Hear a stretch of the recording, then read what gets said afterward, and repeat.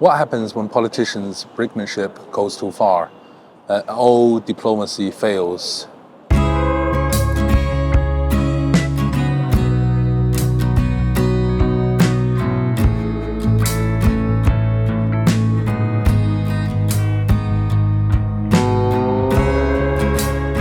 Hello everyone, welcome to another episode of Harry's Book Cafe. Today I'd like to talk about Ken Follett's relatively new book called The Never.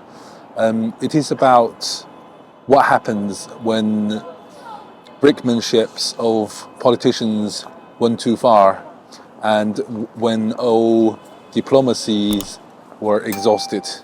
What happens then? Effectively, this book is about the end of the world as we know it, destroyed by nuclear powers. It involves 4 particular countries: China, USA, North Korea, and South Korea. There are other players involved in the book, but they play a relatively minor role. So the story is actually quite large, just over 800 pages. However, I can guarantee you this, not a single page will make you feel bored about what you are reading. It is absolutely phenomenal. So the story starts in Chad, a country located in North Africa, and it starts with a CIA agent together with a representative from the European Union. They are to meet a rather shady character called Abdu. Now, Abdu is actually another CIA operative, and he has a important mission of locating A, the terrorist camp, and B, the terrorist leader. So the story follows Abdu to rather deep inside the country of Chad. In the end, he actually managed to find the terrorist group at the camp, at least, and because of that information, the camp was destroyed. However, he failed to find the actual terrorist leader. Now, this part of the story finishes. The author takes us directly to Washington, D.C., where we were then introduced to America's first female president, Pauline Green, and that ties the story together with her presidency and the distraction of the terrorist group in Chad. What happened afterwards is that after the distraction of the camp, they realized that the actual terrorist group was partially funded by the North Korean regime, either financially or militarily. And one thing leads to another. So that part of the story, the US part, is now finished with the discovery of the North Korean involvement. Then the next part of the story moved to Beijing, to China, where I am now. Personally, I think the Chinese parts are perhaps the most well done of all. The author really successfully depicts the difference of opinion between the old guard, the old generation Communist Party members, to the more liberal and forward-looking current generation of the party members, and there was quite a lot of disagreement going on. In fact, the chapters where China was involved opened with UN resolution supported by the US, designed purely to humiliate China on the international stage. So the strategies of how to come back, how to counter the American humiliation differs from, as I said, the old guard and the more liberal, forward-looking current members. And so it's you got involved in the characters and their thinking very quickly in those chapters, and you got to know them very, very quickly. It's centered around a gentleman named Kai. He's only 45 years old, and he's responsible for sort of national security, or part of the members that are responsible for the national security. So huge responsibility on his shoulder.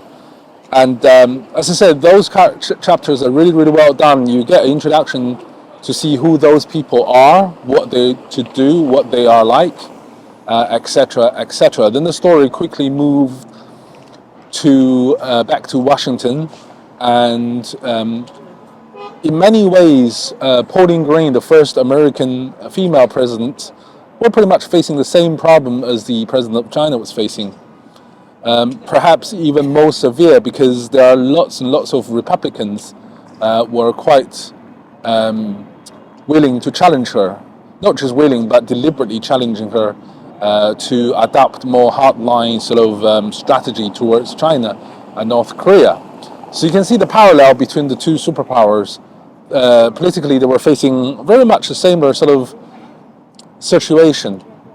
And then all hells break loose, because the North Korean, the fictitious North Korean leader in the book started to really throw toys out of the palm and threatening everyone. Then one thing leads to another. It led to the North Korean attack on its neighbor, South Korean. America got involved. China was really reluctant to get involved until the US started to get involved. So you're really seeing the repetition of history back in the original Korean War. It's the same sort of pattern repeated, except this time everybody has a better weapons. And by the last Korean War, China was by no means a superpower, but now it is. So the consequences are much, much more severe. North Korea is being pushed back again and again and again. So China, really reluctant to get involved. But then Korea sort of, to make the plot even more complicated, North Korea started with a civil war. So the government of North Korea was fighting two fronts, against itself and also against South Korea. So it is being pushed back time and time again. In desperation, the leader started to use chemical weapons. There are a couple of scenes where the depictions of chemical weapons was written in South Koreans' perspective, and it was one of the most memorable sort of few chapters in the book. It was really as if you are watching a movie. It was really, really well done. Amazing sort of work of fiction. And because the usage of chemical weapons is sort of give the South Korean government an excuse to use whatever measure that's necessary. So you guessed it, nuclear war started. And that's pretty much what led to, that's basically the beginning of the end. I don't want to tell you what happened in the end, because I don't want to take the surprise away from you, or the ending rather away from you. You really have to read it and to find out what happened. Needless to say, it's a quite bleak ending. I like the way that the book really installed a sense of alarm in you, because it was divided into 5 parts. So the first part was called DEFCON 5.